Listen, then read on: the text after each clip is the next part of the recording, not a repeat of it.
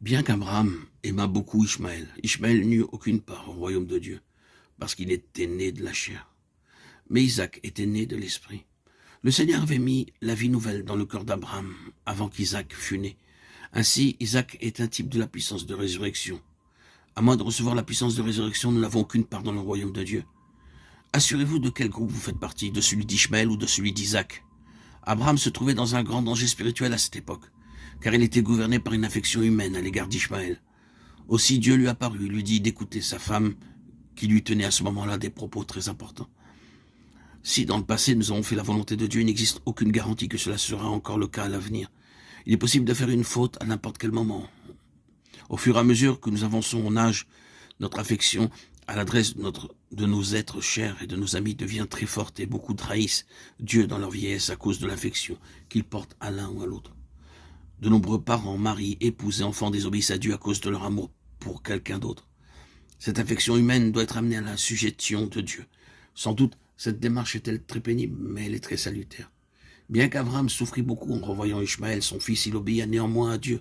L'Éternel ne lui serait pas apparu s'il ne lui avait obéi. Il est souvent très pénible d'obéir à la parole de Dieu et à ses commandements, mais Abraham était sensible aux reproches de Dieu.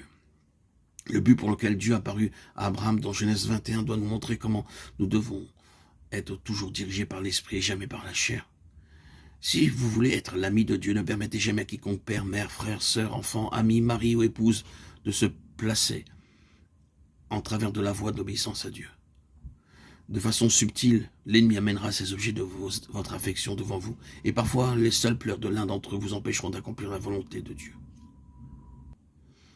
Abraham fut peiné à la demande de Sarah de renvoyer Agar et Ishmaël. Car Sarah vit Ishmaël se moquer d'Isaac, et elle poussa Abraham de chasser sa servante et son fils, car le fils de cette servante n'héritera pas avec mon fils, avec Isaac, comme il est écrit Genèse 21:10. À cause de son affection naturelle pour Ishmaël, Abraham fut blessé par la parole de Sarah. Certes, celle-ci était gouvernée par le Saint-Esprit à ce moment-là, tandis qu'Abraham était dirigé par son amour et son affection à l'égard d'Ishmaël. Ceci est confirmé dans Galates 4, 22 à 25. Car il est écrit qu'Abraham eut 2 fils, un de la femme esclave et un de la femme libre. Mais celui de l'esclave naquit sur la chair, celui de la femme libre naquit en vertu de la promesse. Ces choses sont allégoriques car ces femmes sont 2 alliances. L'une du mont Sina, enfantant pour la servitude, c'est Agar, car Agar, c'est le mont Sina en Arabie.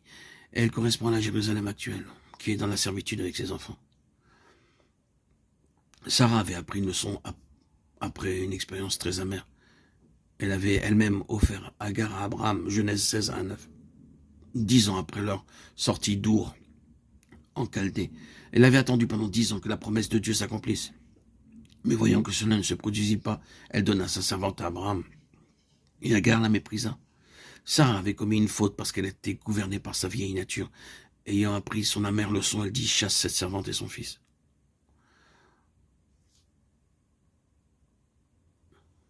Les chrétiens de nom, tout honorables qu'ils soient extérieurement, n'ont qu'une part à l'héritage des saints dans la lumière.